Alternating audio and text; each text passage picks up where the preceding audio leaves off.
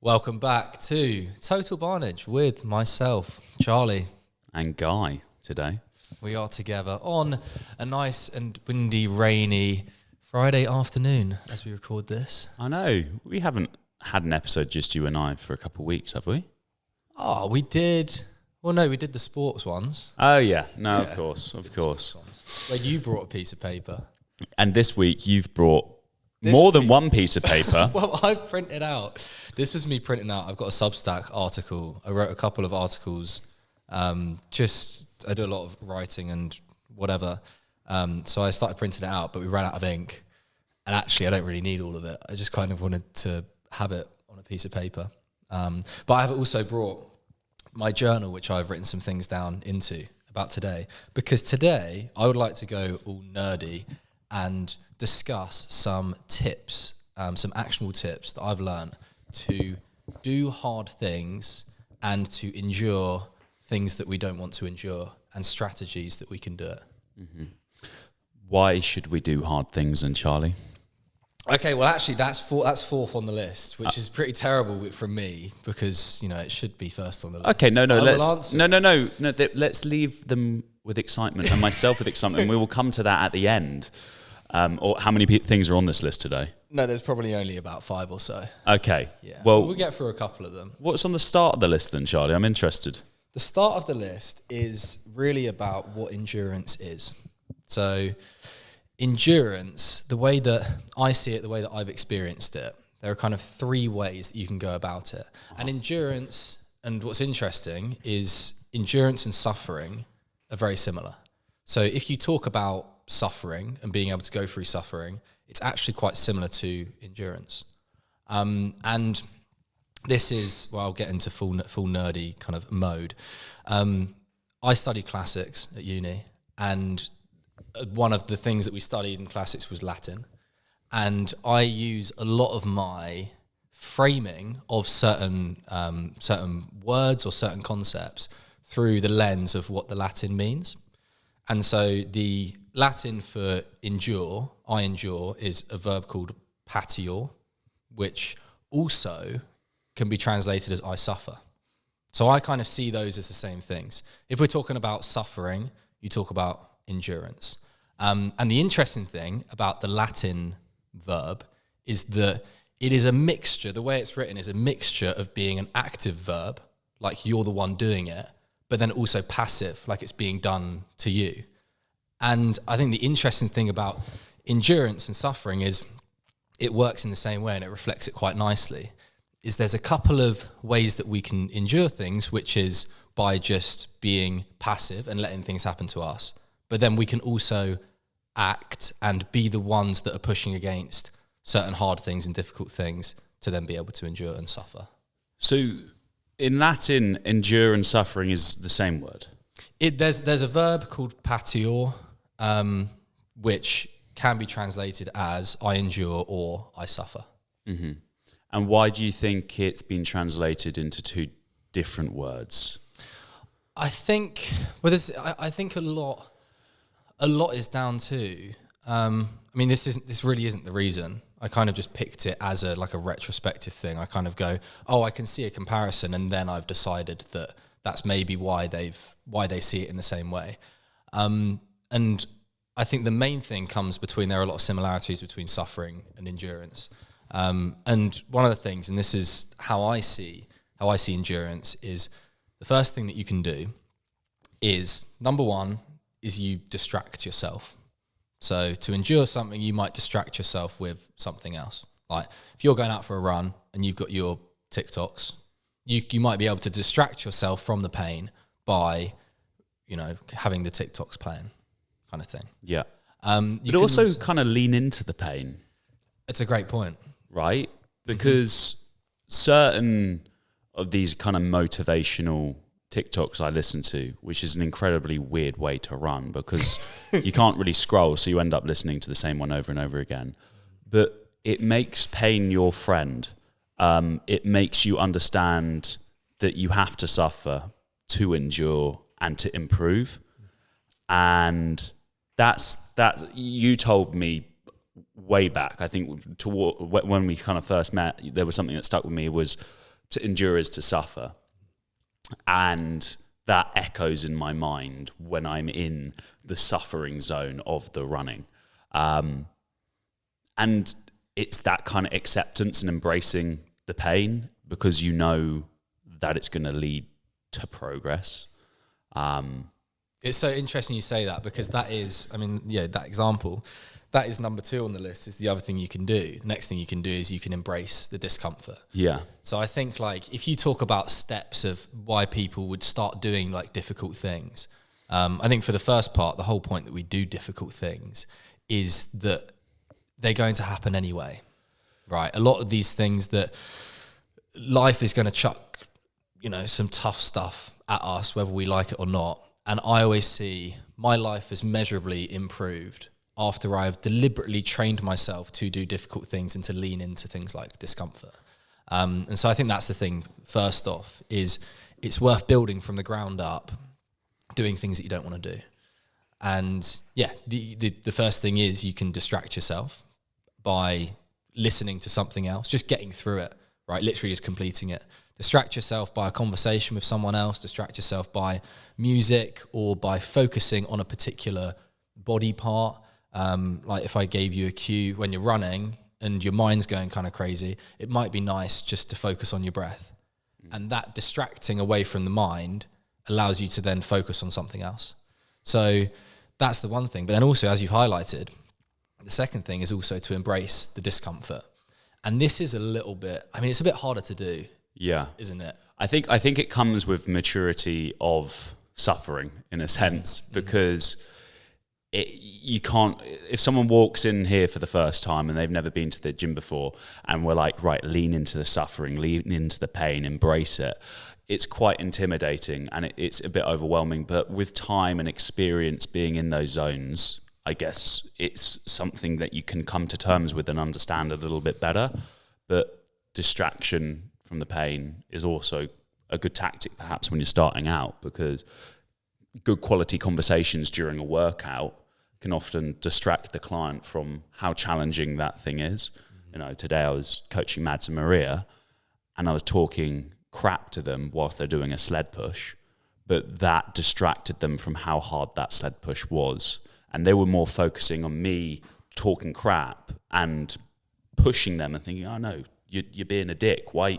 I'm pushing as hard as I can. That was the distraction of the pain. It can be used as a tool, but yeah, getting people to lean into it, it's tough. Yeah. And like it's worth saying that the reason why it's difficult to lean into it is because it doesn't feel that nice. Like it's, you know, you have a pain signal of your body telling you that this is uncomfortable. Your body's trying to protect you from pushing too much. Like it's, your body protects you a lot more than, you know, a hell of a lot to stop you from going past certain boundaries. But you can go through a lot more of those boundaries than you think. And the mind is the one that kind of blocks those as a self-preservation like technique. So it makes complete sense why the body's trying to protect you from harming yourself. And you know, it's why, you know, pain especially resonates. It's a common saying. It sounds kind of annoying because it doesn't really feel that way, but it's like pain is in the brain. It's not like my pain in my knee is not actually from the knee, because it's got to be sent up to my brain, and that's where I feel it and that's where I understand it. Which is why sometimes if you were to then go and smack my other knee, my right one stops hurting. Yeah. And that's because there's then a distraction and like a prioritization of pain. Well, yeah, that's the thing. Like if you're ever, I don't know, if anyone's been unfortunate enough to have a dislocation, I've popped my shoulder out and popped some fingers out. The first thing you do is you create pain elsewhere on your body. You squeeze something really tight to distract yourself from the pain itself when it's going to get popped back in. Or, you know, if you know something's going to hurt, you grip your hand really hard and offset the pain and distract yourself from what is painful. And it's just instinctual, biting down on a bit of wood or whatever it might be. A bit of wood? Yeah, well. Have you bitten down on wood before? No, I've bitten down on something. I can't remember what it was when I popped my shoulder out. Wood's crazy. No, they put something in my mouth. No, I just gripped on my gum shield real hard. That's what it was. Yeah. But you know, it's your body instinctively looks for something else to to offset that pain. But on that, it's pains in the brain, right? That's why I really like the tool of filming your sets, and we've been through this before. I think it's for me, sometimes I'll film a set of squats or deadlifts, and it will suck and it will feel crap and like really heavy, and I feel like I'm pushing myself to the limit, and then I watch the video back and the barbell moves really well and really smoothly and really clean, and I'm like, oh, there's more in the tank. It's my brain telling me to stop, but my body has more capacity, so then you add more weight to the bar. It's one of the best ways of getting stronger, because going off what your brain is telling you is sometimes it's a safety net. It's like your brain's trying to protect your body. And it's ultimately our perception of things, and obviously we feel it from the inside. I might look at your rep and say, yeah, that looks pretty easy, but I don't know what's going on inside your head. Yeah, and I think having that distance as well, and you kind of get onto it, that is like distance in the moment of having something that can take you outside of the thing that you're experiencing, to maybe put you into the feeling of the, like, after you've done it, to get yourself through it, something like that, put you in a different place. Again, maybe it's a form of distraction. It's thinking when things get really tough. And I think these tips that I'll kind of go through, they are definitely, endurance is definitely something that can be worked on a lot more when it's like prolonged endurance, right? We're talking like, why, when people rate how difficult the sessions are down here, like do a little wheel 1 out of 10 on like the PT sessions. Whenever there's a cardio session, it's always rated a lot harder than a strength session, because that mental endurance is something which it feels so much more harder, like from an experience perspective. And so I think these are done with like prolonged kind of efforts, and you can get to know yourself in that. And yeah, forecasting yourself to think, how am I going to feel after this? Like, is it worth it?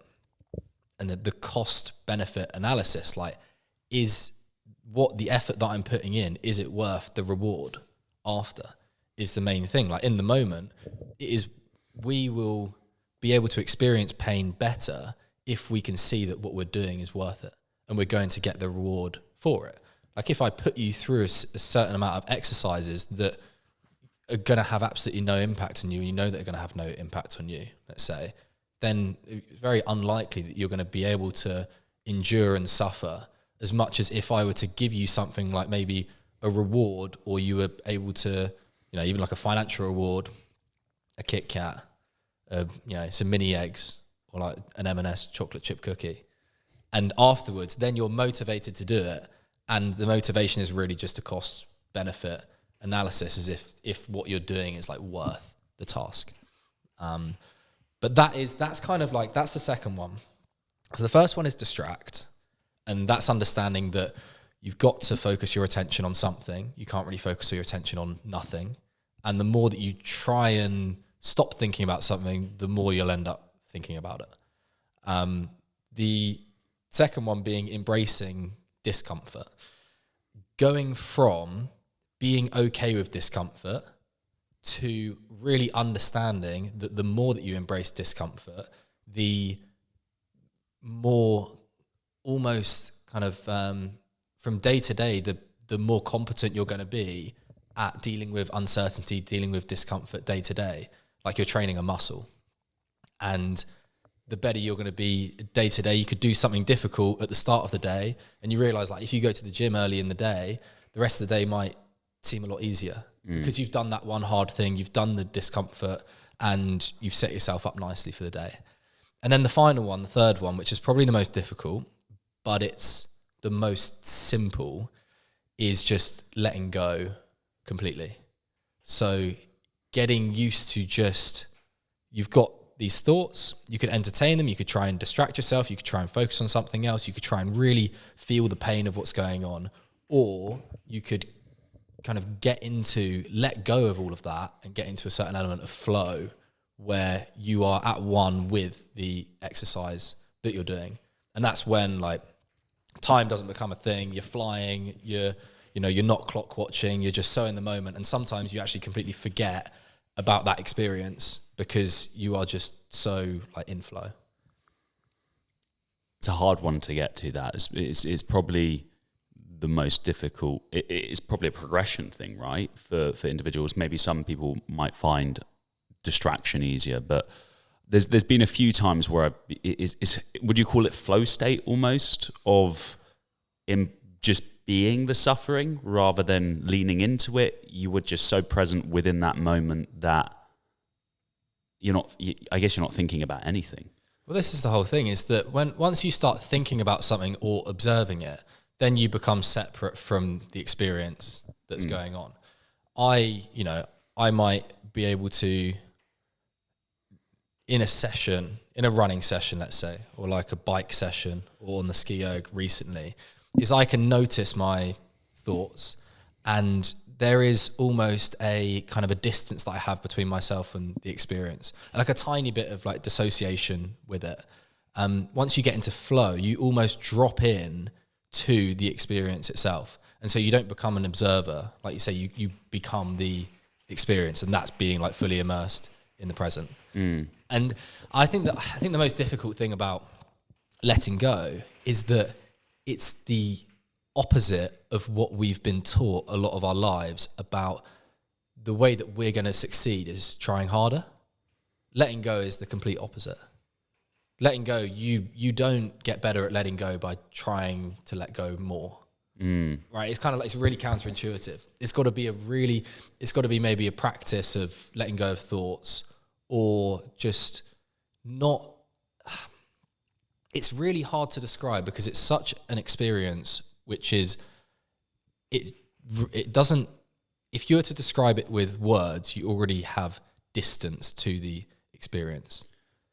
It's quite hard to articulate, isn't it? But is it more to do with routine and structure? Are we talking about just purely the event itself of working out or performing endurance runs or exercise, or are we talking more about the process of on a day-to-day basis and being in the flow state where, for instance, if me at 14 years old looked at my work schedule now, I would have been like, oh my God, that's way too hard. How could I do that? But for me, there's no challenge at all because it is just what I do. There's no thought about it. It's just what happens in my life.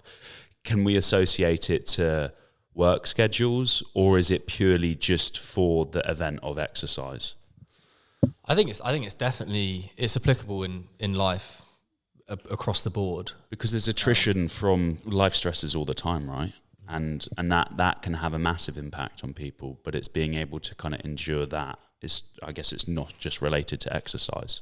And I think that's the most important thing, is that when we think about endurance with exercise, we think about trying harder or pushing harder, or the physical and mental discomfort is something which might be like painful, like a like sharp or intense pain. It might be something which, when we're really going through a cardio session or a run or something, it's just physically hurts and it's quite intense. Whereas day to day, and it might be relatively short lived, like even if it is an hour compared to day to day, it's, relatively short lived. When you talk about things across, maybe more mundane or more kind of lower frequency stresses, things that aren't as intense, then you're looking at things that might not be really obvious as discomfort. It might be, it just might be a little bit more like numb. It might just feel like it's just not really worth doing. It's not really obvious that it's painful or it's really discomforting. It just feels a little bit off, and you might just be a little bit more susceptible to distractions, like your phone, or like going and eating something, or going out with your mates, or something that is just taking your attention away from it. So it's like discomfort, I think, across the board is not necessarily something that should be felt as, complete like physical intense discomfort. But like you say, when you're working, it's maybe just noticing how it might show up, how it might manifest there. And I think most of that comes down to having the thing that you're doing at the moment as the priority, and prioritizing that over anything else. Like if I want to get into flow in a running session, the bike session, ski erg session, any sort of cross training, I make sure that that is the most important thing at the time. I make sure that when I enter the gym, my whole attention is on the gym session. I know that I'm not bringing my work to the gym. I'm not bringing my laptop to the gym. I've got my phone on Do Not Disturb. The only time I'll go on my phone is if I'm changing music, maybe. But also, I don't even want to change music on it because it takes me out of flow. So it's setting the conditions and the environment so that you can more easily understand that what you're doing right now is a priority. And that goes across the board. I mean, having, I do it when I'm sleeping is, well, before I sleep, to be fair, it's probably worth mentioning, not while I'm sleeping. But before I sleep, I leave my phone downstairs. Yeah. So it means that, and I mean, it might just be a blessing that I have. I do a lot of training. I'm pretty tired when I get to bed. But I make sure, and I fall asleep pretty much straight away. Right. I'm asleep within a couple of minutes of my head hitting the pillow. But if I was struggling to sleep and I had my phone in my room and I have that distraction, that, what do you call it? Almost like something competing for your attention and your priority is in my head, because that's an easier thing to reach for than to keep kind of going to fall asleep. Then my brain will see that as something which is more important than me sleeping at the time. It's just easier to pick up through habit or whatever. So I think it's good developing the traits to understand the priorities, but then it's also creating an environment where the priorities are more obvious, and it's making that decision beforehand and associating a place like I do with literally even the machine that I use. There's 2 ski erg machines. I always go on the one on the right. Even if the one on the left is free, I'll always use the one on the right because I have a strong association with the things that I've built up in my training, with getting into flow with that machine, that it just makes it easier to access.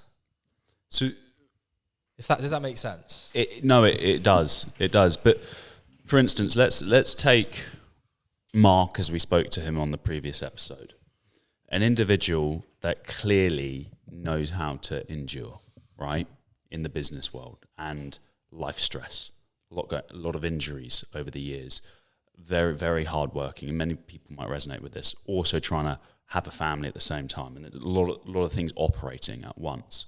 But making that transition into training, struggled with perhaps being able to endure the hunger when he was trying to lose weight, or perhaps struggling with enduring training 3 times a week. How do you make that transition from enduring life to enduring training and nutrition? I think first off, you've got to understand that it is all part of life. This is why I have the similarities of, I use training as my playground, and then I notice it in other aspects of life. Is that, and as we were saying with Mark, a lot of things work in the same way. A lot of the processes that you have learned can also be applied to training. Like Mark was saying that the way that he has learned to work, he just takes that system of working and getting good at something with data. He's learning the data. He uses data as a motivation. He knows how he works, and then he just applies it to his training.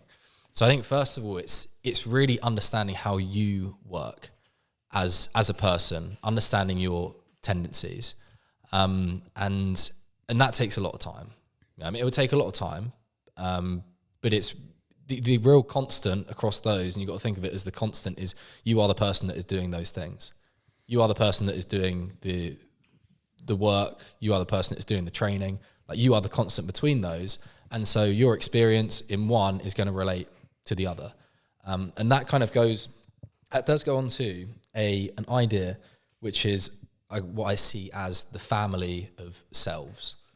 So it's understanding that we kind of operate, we have multiple personalities, not in a disorderly way, not in you might have multiple personality disorder, but this is more an asset that we have, and it is shown by different emotions. Like we act differently when we are feeling angry. We act differently when we're feeling demotivated. We act differently when we're feeling tired, when we're upbeat. We're almost like completely different people in some ways. We act differently when, you know, I might be at work like with one client and then with another. It's like being adaptable in those different circumstances. And what it really is really understanding how that type of self, how that self shows up. And if they are a family or if they are a team of selves, it is understanding how it shows up, understanding how it can maybe disrupt or ruin the progress of another self. So as an example, let's say that when on a Tuesday evening, let's say I've had really good sleep on the Monday. I've got up, I started off Monday night, I've left my phone downstairs. I've had really good sleep. I've woken up, I've had a good day at work. Everything's going well with my knee. I can go down to training. Everything's fine. I'm really motivated. I'm really up for it. I've got energy. I've eaten enough what I need to eat. And everything's high flying. And I can get into the session. I can give my best. And it's fantastic. And on that Tuesday, I'm like, this is going amazing. But there's a couple of things in my lifestyle that I'm not really happy about. Let's say that, you know, I want to cut back on drinking at the weekend, or I've just remembered how good it is that I've had a really good night's sleep. And I want to make sure when I get to the weekend, when I actually need to recover, that I'm going to make sure that I go to bed at the same time on the Friday that I do on the Tuesday, and then get up all right on the Saturday. Then Friday, and that's really convincing, right? I've got this self of mine, it's very motivated. My Tuesday self is motivated. He's got loads of energy. He's smashed the session. He's done really well. Friday comes around, and Friday's kind of forgotten about the Tuesday self a little bit. You can kind of remember what he was saying. It's like a bit of a background thought of like, oh, that does sound good. Like, yeah, I'm gonna get good sleep. I'm gonna, cut out. I know that drinking is something that's gonna disrupt my sleep, and it's a really good idea. But let's say that I'm caught off guard. I'm rushing back from work. I don't really have time to compose myself. One of my mates has invited me out to the pub, and there's a bit of peer pressure. I have a couple of drinks, and then I found myself in the situation where I am now 2-pint Charlie, and I'm a different self. I've got different perspectives, different experiences of life, got a bit of booze in me, and that 2-pint self, let's say, now has completely different motivations, has completely different views of what is worth doing and what is not. My 2-pint self now no longer sees what I've said on the Tuesday as relevant, right? There will be certain thoughts, and it might even be really soft thoughts where it seems like it's going to be a good thing to me to let my hair down sometimes, right? I come round and I'm like, I've had a couple of drinks, and it goes, oh, like, it's great to be locked in on a Tuesday, but, I should also live life a bit. I should always be like, you should have balance. You have all of these thoughts that come in that are try and convince you that you can have a few more drinks and it's worth it for that Friday. And it seems like a great idea at the time. Saturday rolls around and you wake up and I'm like, I regret drinking loads, end up having 10 pints, end up having 4 hours of sleep, and now I've got to go and train. And now I've got to go and do the stuff that I said I was going to do again. And I'm like, this is now, it's something that I've done to myself, but it's also, what it is a complete disconnection from those two selves. My Tuesday self and my Friday self aren't playing on the same team. They're not playing for the same rewards. They're not doing the things that are going to help each other out. And there's just a disconnection between those two. And I think that real understanding, and I've done it through journaling, and paying attention, being aware, maybe doing some meditation, and really looking at which parts of myself might be the ones that undo the progress, and how does that voice sound? Because the voice can be really convincing, and like I say, it can tell you that it's a really good thing to do, not in like a devil way, but just in a nice kind of enticing. It's very good at making up reasons, very good at convincing you. But actually, it's not something that's aligned with your values and your long-term goals. So, I once asked someone, "Who are you?" Right? I had a consultation, not going to disclose, and they said, "Right now, this is who I am." And they spoke about their multiple different selves, and I found it fascinating because they were talking to me about journaling and how they journal every day because they need to express how their different self is on any given day. And sometimes when people journal, oneself might only be journaling, right? You're only really getting perhaps that motivated person who wants to journal. And how important is it, in your perspective, to journal on the days you don't want to journal, and journal on the days you want to journal? Because that's really the point, to express and understand these different versions of yourself throughout the experience. I think it's so important. I think it's such a good point. The consistency of just writing things down. And actually, like you say, it's not, the motivation to want to journal is not actually, for the most part, in my experience, it's not going to come about when you're on top of the world. It's actually only going to come about when, and we've spoken about this on the previous episodes, when you're not in a good spot. We tend to journal when things aren't going right. And if you only tend to journal when things aren't going right, and you flick through your journal and you go back through the archives, all you're going to see is in the spots where you wanted to make change, not the spots where you're proving that you are doing the things that are creating the change. So the most important thing that I do is, regardless, and having a consistent journaling practice, I've talked about it before, is having writing things down when you are feeling good, you're feeling bad, or you're neutral. If you don't want to journal, if you do, just like making a habit of that.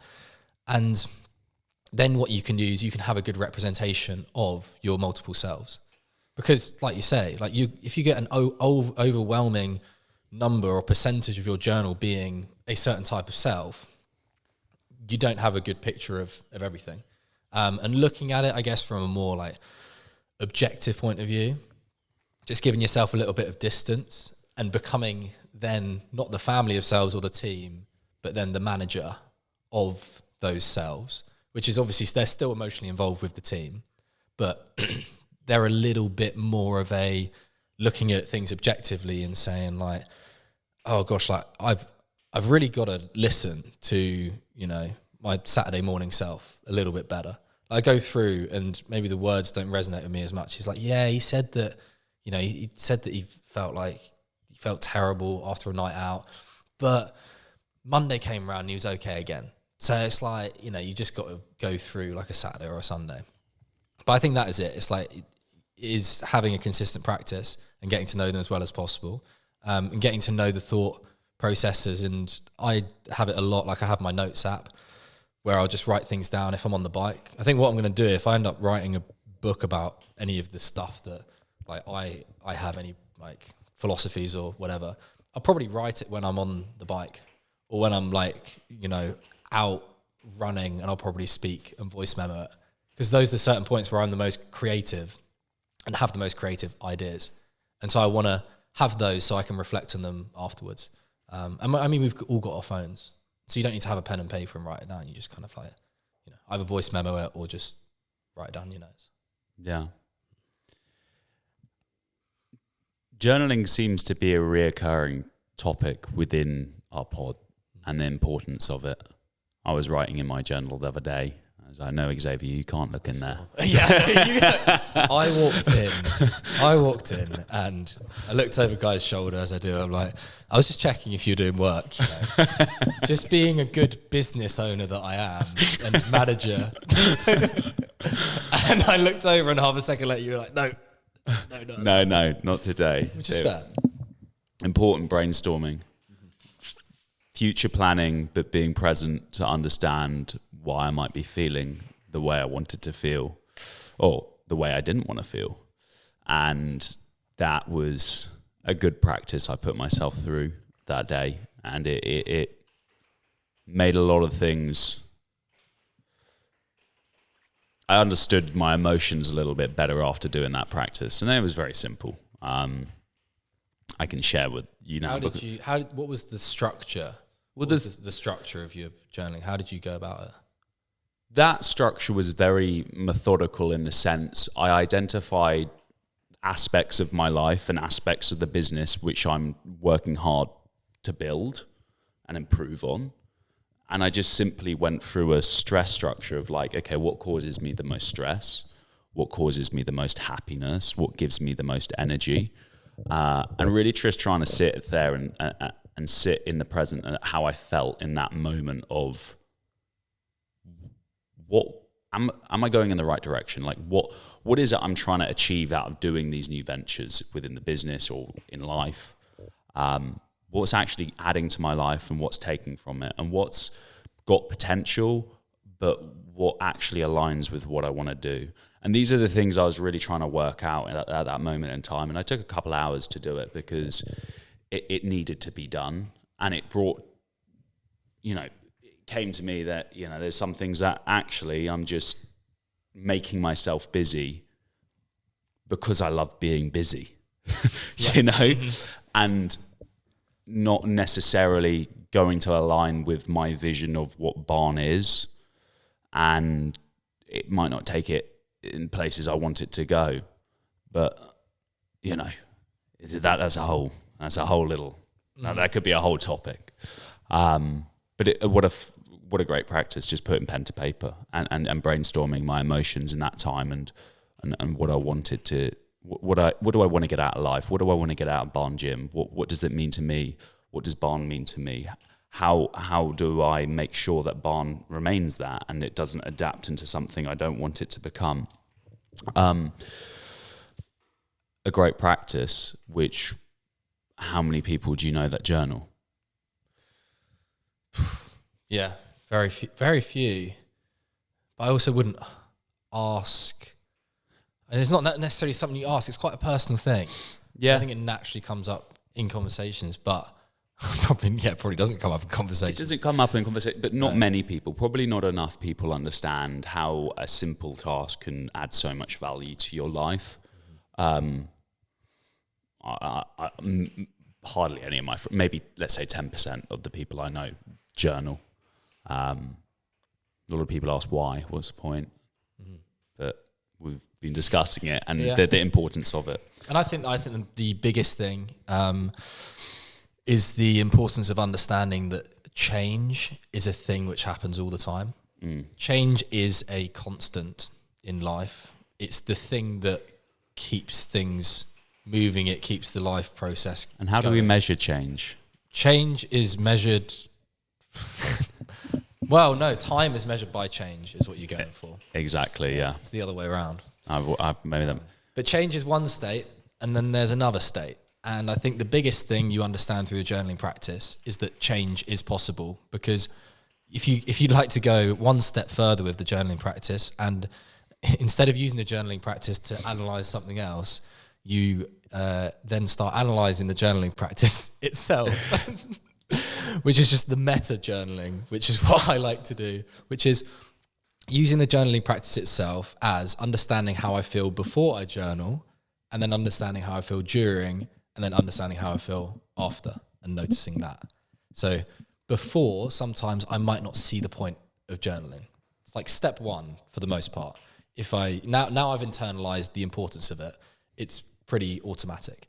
I know it deep down. There's quite a lot that's going to take me away from understanding it, the practice that I've done over the last couple of years. But initially, I didn't see much of a point in it. It was something that I wanted to try out, but I was like, I might be kind of consistent with it, but sometimes I'm in my own head, and I'd prefer to just be in my own head.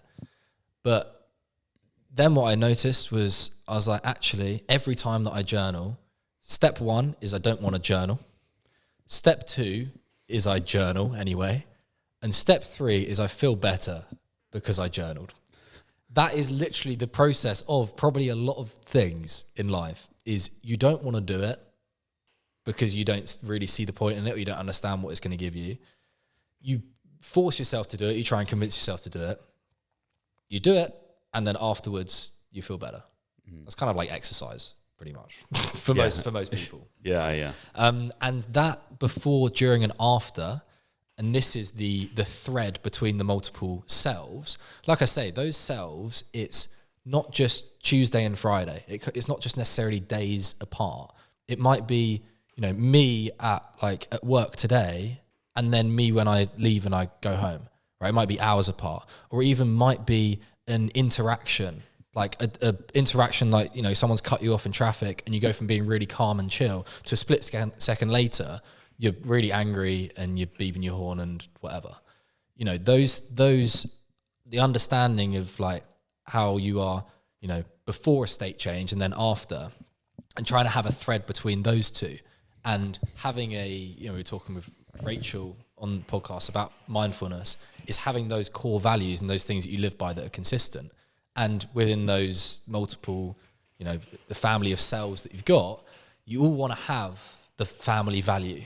Like, you want to have something which is consistent throughout. You want to have something which is, let's say, like honesty or integrity, or you want to be, open or kind or loving, or something which is in alignment across, and have something which can remind you to act in accordance with that between those selves. So even if you get to a Friday self and you want to have a drink, or you want to do something that might conflict with the progress, before, are you mindful? Are you being honest with yourself? Are you reminding yourself of the importance of the other part of the family that you've kind of built up in yourself? And that's the relationship that I have with myself that I've seen is quite important with like emotional state changes. Yeah. Now, I think a lot of listeners will be resonating with different states of self, especially with self-sabotage, right? Mm-hmm. Weekends, as you discussed earlier, going for that beer, getting invited out, different self coming out, and how we can adapt ourselves to different situations, different people, different work environments, social life. But what do you think is the most helpful tip, or how do you try and operate as a constant when trying to pursue a goal, when there are these different versions of self coming present? You have your target, let's just use fat loss, right? Easy, fitness relatable. But you acknowledge that these different versions of yourself which might be more likely to self-sabotage. How do you keep a constant pursuit of motivation, discipline, in order to achieve that goal? I think the first thing that comes to mind, and again, like I'm not a psychologist. I'm not, someone that's going to change someone's behavior from, a scientific perspective. Or I have more. I see us have more like, I'm not an expert in any of this. It's more like expertise, because I've understood it from my like own experience. And from my own experience, one thing is that there's a pull and a kind of an urge to get rid of a self and resist that self that is self-sabotaging, right? It is to say that, well, I don't like, there's shame and there's guilt towards that version of me that is disrupting all of my progress. I don't like that person. It comes from more of a negative affect, like a negative part of that relationship, the perspective that you have of that self. And it's just being a good friend to yourself, right? It's how would you treat someone that, you want to be on the same team as them. I think team sports is really important. Like when we grow up and we look at leadership and we look at, how are you going to get people on your side?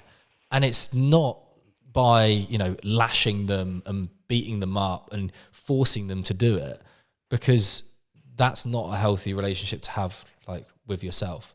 And I had a lot of the time, all I wanted to do was just eliminate it. I just want to eliminate that part of myself, and I just want to have the good bits. But it's not an elimination of it. It's more that you're understanding really where their motivations come from. It's sitting beside that version of yourself and saying like, okay, what am I fearful of changing? What would I have to let go to then maybe loosen my grip or change that behavior? What would I have to let go in myself to drink less on a night out, or to not drink at all? And what am I afraid of? And it might be something like, I really don't want to be perceived as being boring. I'm going to have to let go of the part of myself that's the life and the soul of the party. Not that I necessarily was. but but there's a certain element of having the pain of letting go of a previous version of yourself, but it's not eliminating. It's letting go in the sense that the volume is turned down a little bit more, and the volume is turned up day to day on the parts of yourself that is acting in alignment with your core values.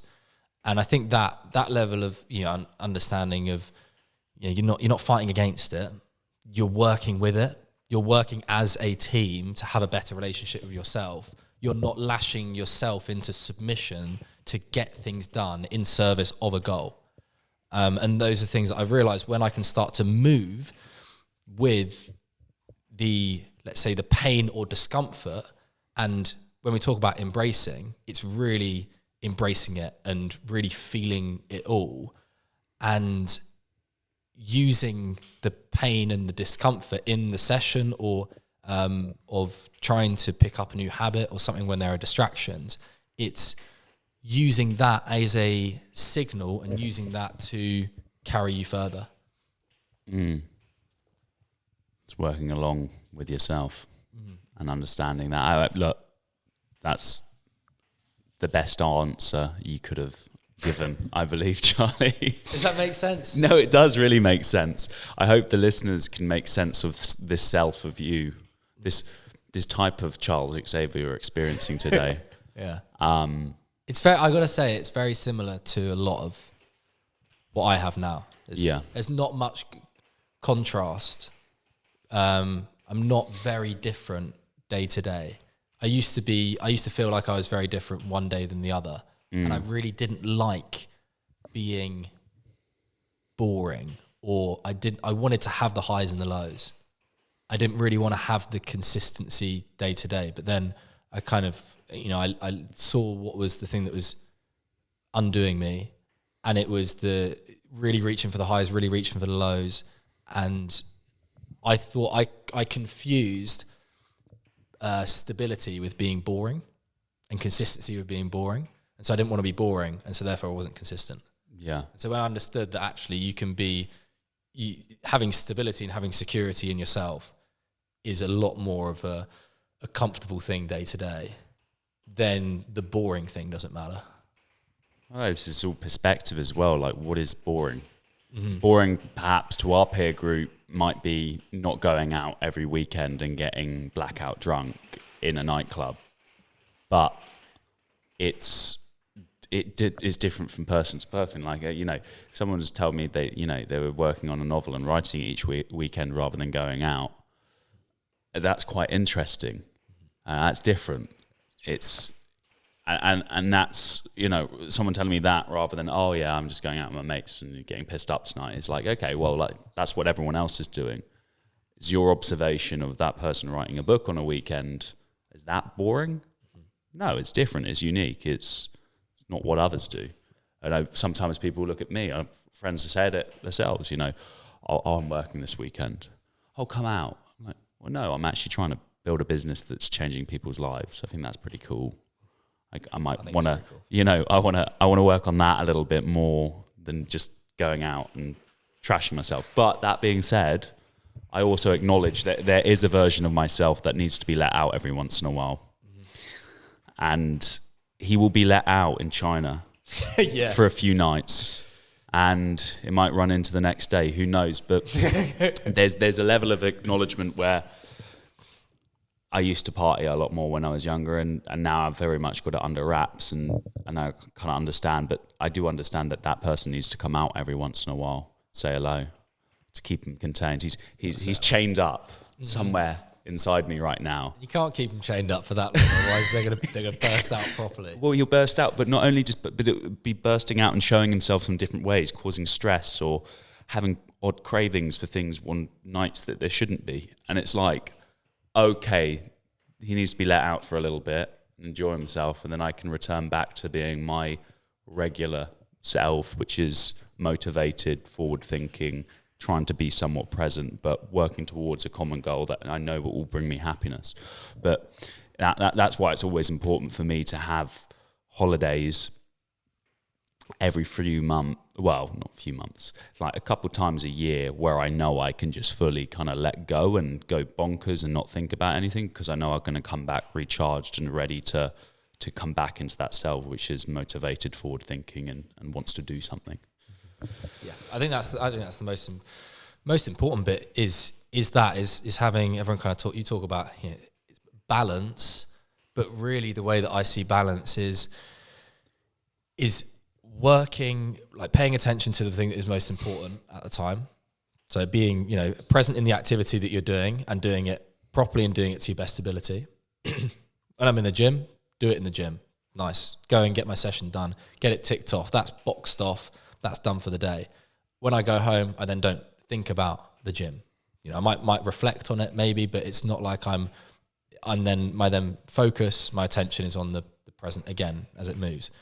If I wanted to front load the week, get all the stuff done, get all of the work done, get all of the exercise done, so that you can do it at the weekend, spot on. Yeah. You know, get it done, and then you can, you know, go and do whatever, you know, you want to do. And it's the best thing about having like an off season as well. Like I like drinking a lot less now, because I see how much it conflicts with my states day to day that I want to be in. But like at the end, you know, like you say, a couple times a year, it's so good just to, you know, let it out and go and experience. And that's also what you kind of will work towards and like have the motivation of working towards as well, right? Yeah, of course. I'm aware of the time, Charles, but do you have a finishing note? Do I have a finishing note? Apart from the fact that I didn't really get on to other stuff, but we can do a part 2. What was I think we could do a part 2 on this one. I mean, I'm really enjoying the quality of the conversation, but we got places we got to be today. We do indeed. I've got written down here, I think this sums it up, which is to deeply understand how you operate when experiencing different emotions. And I think that really comes down to being aware of how you're feeling, being in tune with how that emotion feels without labeling it first, and then over time familiarizing yourself with just what makes you tick, what makes you not, what happens on the days or prior to the days where you're really on it, what happens prior to the days that you're really not. And it's really just a journey of like self-discovery. And it's got nothing to do with anyone else, apart from the fact that everything that you would do would then be able to allow you to give more to everyone else. Thanks, Xavier. Thanks, Guy. Well, we'll see you for part 2, guys, because this conversation, I think, needs to be continued. Next part 2, where we are going to talk about the brain, the anterior mid-singular cortex, and the importance that it has with doing hard things. We could get into the reticular activating system as well. Do you know much about that? You'll have to teach me. Well, yeah, no, that'll be an exciting topic. Yeah. All right. See you guys in the next one. Bye-bye.